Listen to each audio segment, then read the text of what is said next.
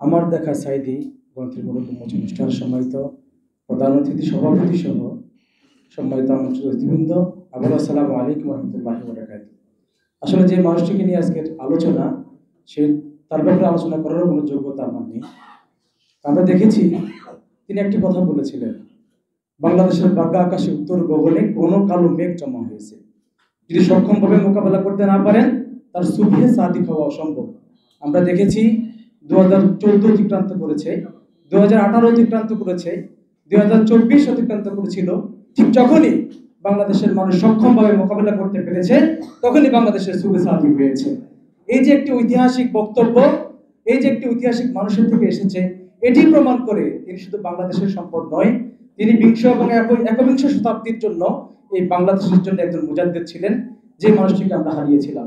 সামনে ছিলেন না, সবসময় একজন ইনস্টিটিউট হয়েছেন, কিন্তু কখনো নিজেকে প্রদর্শন করেন নাই।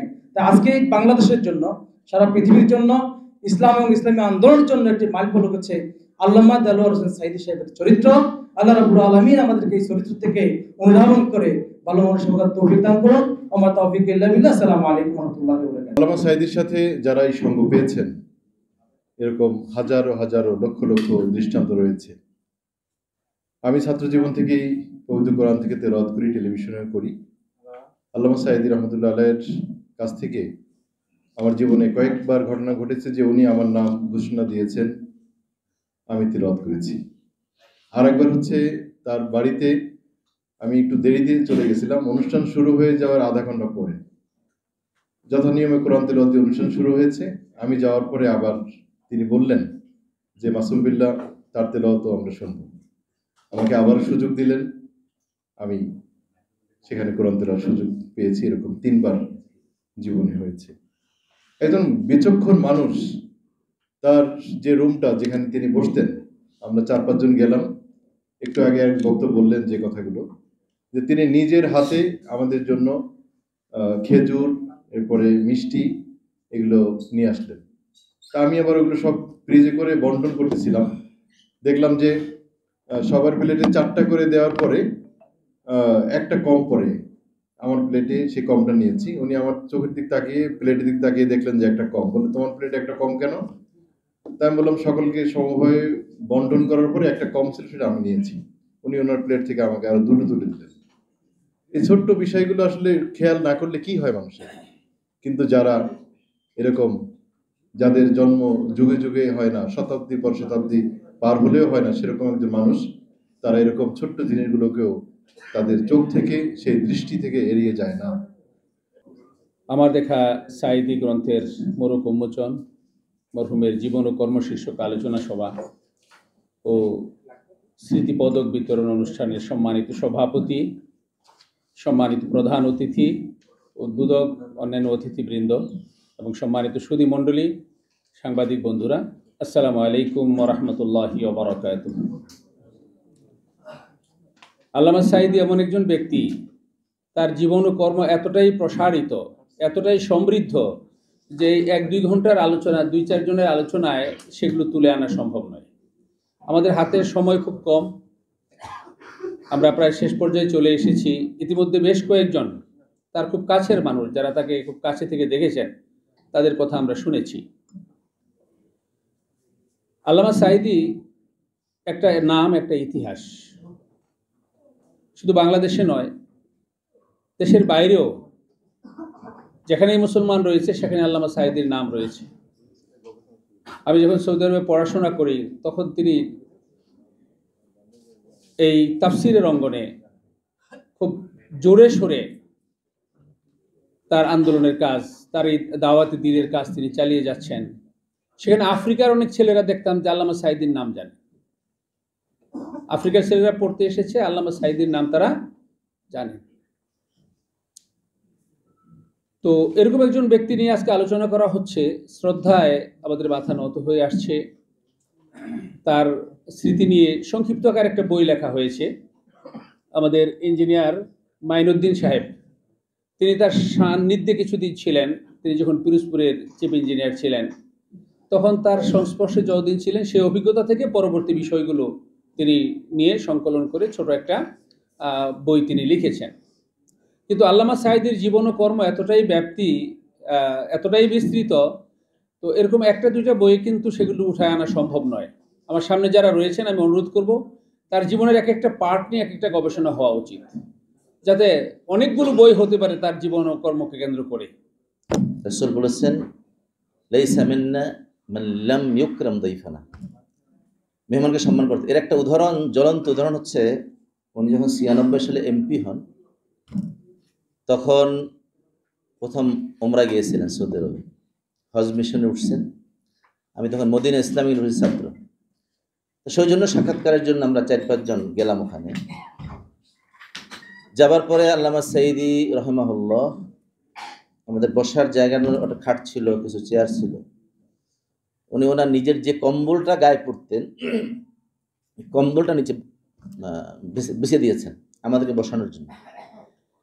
তো উনি বললেন যে আমি মেহমানকে সম্মান করতে চাই, আমি মদিনা ইউনিভার্সিটির ছাত্রদেরকে সম্মান করতে চাই। মেহমানকে সম্মান করা যে কত মানে কত সিরিয়াস, এটার উদাহরণ ছিলেন আল্লামা সাঈদী, আমরা দেখেছি নিজে। আর একটা কথা বলে শেষ করছি, ওনার বাসায় 2-1 বার আমার যাওয়ার সুযোগ হয়েছে। সর্বশেষ আমরা গেলাম ওনাকে জেলে নেওয়ার কিছুদিন আগে। সন্তানের পড়াশোনা, বীরদের লেখাপড়া যেমন আমাদের পাঠ্যপুস্তকে আসে, সাঈদীর কথা পাঠ্যপুস্তকে আসা উচিত বলে মনে করছি। কারণ আমি দেখেছি সার্কিট হাউসে আমি ঢুকলি হুজুর বলতেন, রুহুল আমিন তুমি পান না নিয়ে আসছো কেন? আমি পান খাইতাম তখন, খুব বুক লাল থাকতো, বলতো আমার জন্য পান নিয়ে আসবা। পান নিয়ে এসেছি, পানটা চিবানোর পর সাথে আমার বড় ভাই রাফিক বিন সাঈদী ছিল, বলছে হাত পাতো, হাত দিয়েছেন, হাতের মধ্যে হুজুর পিক দিলেন, রাফিক বিন সাঈদী পিকটা খেয়ে ফেললেন আমার সামনে। তো তার ছেলে যা দেখছেন বা ছেলে যা বলতে পারবে না, আমি রুহুল আমিন কি আর দেখছি। তবে একটা ইতিহাস আমি বলি, সেটা হলো আমরা বন্যার সময় ত্রাণ দিতে গেছিলাম নাজিরপুরে। এই ত্রাণ দিতে যাওয়াকালীন হুলারহাট বন্দর থেকে যে নদী ঢুকছে নাজিরপুরের দিকে, এই নদীর একদিকে স্বরূপকাঠি আর একদিকে হলো যাইয়া নাজিরপুর পিরোজপুর। এই নদীর মাছ দিয়ে আমরা ডিসির বড় স্পিড বোট, ওই যেগুলি এরশাদ সাহেব ছিলেন ত্রাণের, এই স্পিড বোটে যাচ্ছিলাম। হুজুরের মাঝখানে বসা, চতুর্দিকে ঘেরাও করে জেলা জামাতে ইসলামের সেক্রেটারি আমিতরা বসা, আমি ছিলাম সামনে রাহাবার। তো স্বরূপকাঠি অঞ্চল থেকে প্রাইমারি স্কুলের ছাদ থেকে লোকেরা আমাদেরকে ডাকতেছে। তো আমি রাহাবার হিসেবে আমি ড্রাইভারকে ইশারা দিছি, তুমি চালাও, আমাদের অনেক দূরে যেতে হবে। সাঈদী সাহেব হুজুর কেমনে জানি ফাঁক দিয়ে দেখা আমাকে বলছে, রুহুল আমিন চোখে চশমা আরেকটা লাগাও, দেখো না লোকেরা ডাকে। আমি বললাম, হুজুর ওটা তো স্বরূপকাঠি শহীদুল ইসলাম জামাল সাহেবের এলাকা, আমাদের এলাকা তো এপার। ঠাস করে উঠে বললেন, ওখানের আল্লাহ কি আর একজন? আমি বললাম, না, আল্লাহ তো একজনই।